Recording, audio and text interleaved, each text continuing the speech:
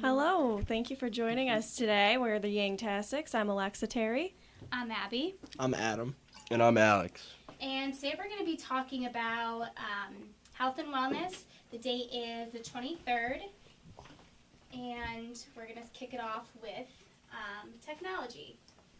So what do you guys think? How does technology impact today's health field?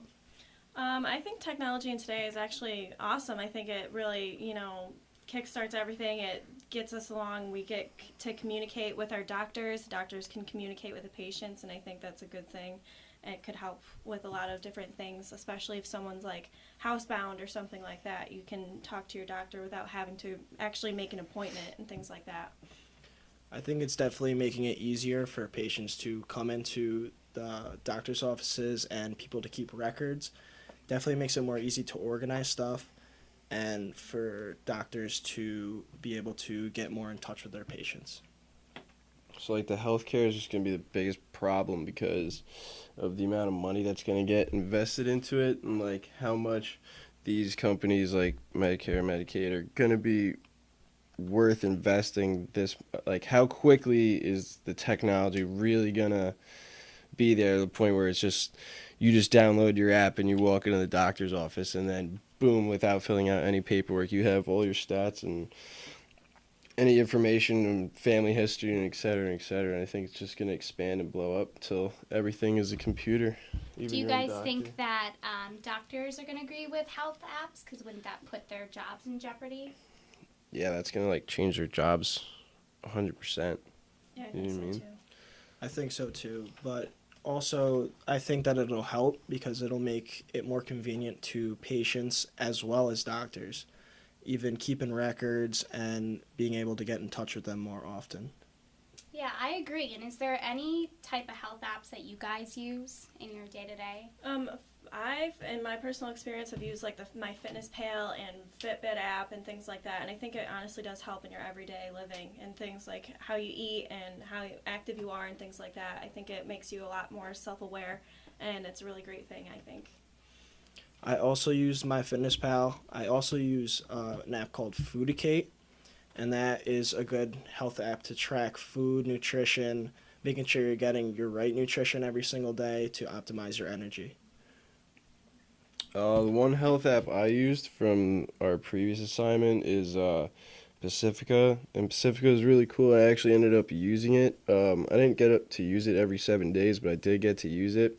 And once the second you open it up, you basically just tap your first thing, you tap your first opening, and it's like a little bubble, and you basically set your scale of how you're feeling right then and there, from very good, awful, bad, there's a whole scale, and then it tracks throughout the day. So I did it 3 times a day, and then I went back and I looked at those the whole week I did. Let's say I did it for 4 days. It was cool to see it during my 8 a.m.s I actually felt pretty good, and I was happy to start the day. But then 3 o'clock, 4 o'clock, I was I feel awful because I just don't want to be a person anymore today. I just want to eat my dinner and go to bed with my dog, and that's it. But I really enjoy Pacifica, but I don't use a Fitbit or anything like that. In my opinion, I feel like there's a wide variety of tech apps, which I think is really cool.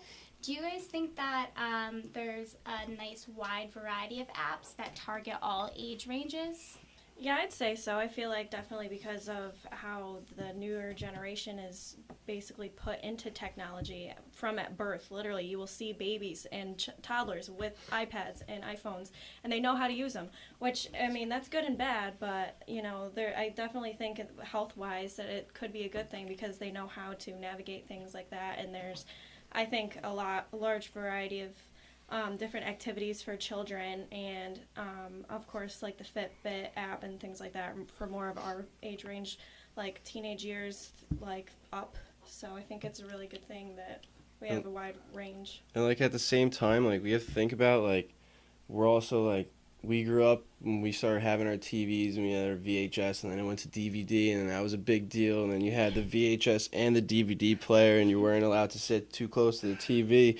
But now, I've been a waiter over the summer and winter and stuff and bartending, and people will come in with their kids and then set it up in this fun little elephant shaped iPad case and just sit it away 6 to 8 inches from him. And now this kid's tuning into, I don't know, National Geographic watching elephants walk around. But the thing is, it's like, why are we exposing these kids so young? It's like there's got to be something bad involved with that. Yeah, like, and what do you think the with your risks are eyes. for younger kids being introduced into technology in such a young age as opposed to what we were introduced when we were younger? I think a good thing though is if like we keep it with health and technology. If we just get in the technology, it won't keep them as sedentary as like someone who's sitting like on the couch with an Xbox. But if we keep the whole health and technology thing, that will be able to like keep them active and be tried as normal moving as possible or active as possible. But it's still time like being able to use their technology whenever they want. Yeah, and I agree. I think there's a lot of benefits, both mentally and physically. And one topic I wanted to discuss is many apps now track your online movement, and it builds a personal profile of your internet use. Do you think that's safe, and why? I think it could be detrimental to, it's kind of like you don't know what people are watching when you're on the internet. You don't know how they can manipulate you. Like there's, like the video we watched in class, there's a lot of different ways that different businesses will try to market their product to you just by something you're searching. You can have one app open searching something and another app open, and it'll be marketing that product in an ad on that website, and it's kind of scary, but that's an advantage to the advertising companies and things like that. So what are some tips that you would give to online users? For privacy wise, I would think that you should definitely check your privacy settings for if you're sharing different stuff outside of the app, and if you're not, and where you're sharing the information. So if it's connected to, say, a Facebook or a different social media account, then there should be settings on that app to shut it off or not to be able to share with other apps. Just as like the incognito Google Chrome thing.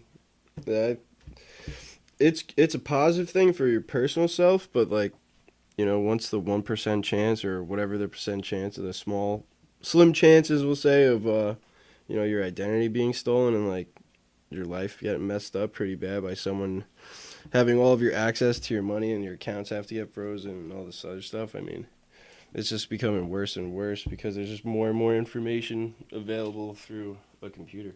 I also feel like it's easier to be hacked by other people, especially with bigger companies. Like big companies have all of your information possible, and they can still be hacked, and I think that's pretty scary.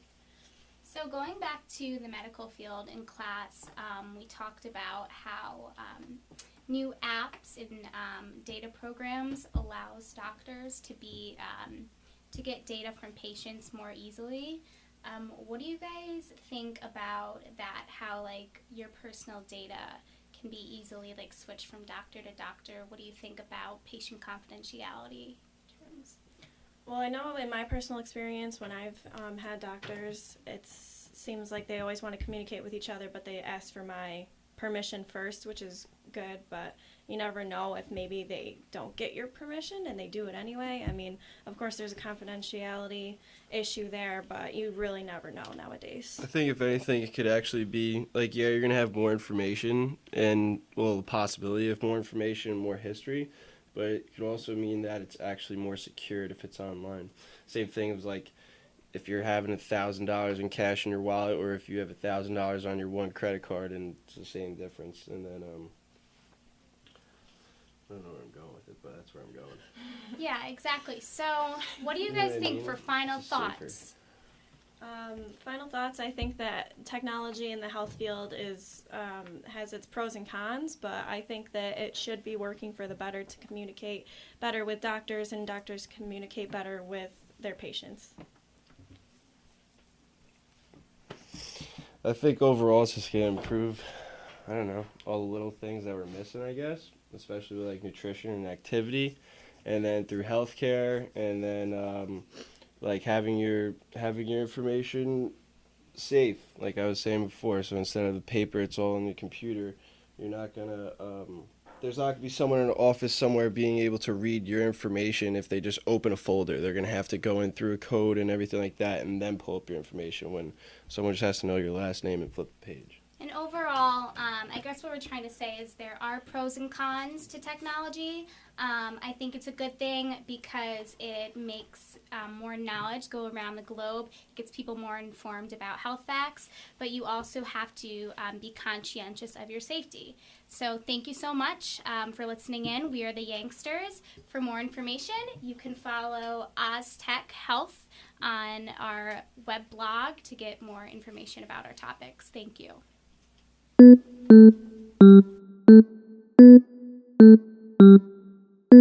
you.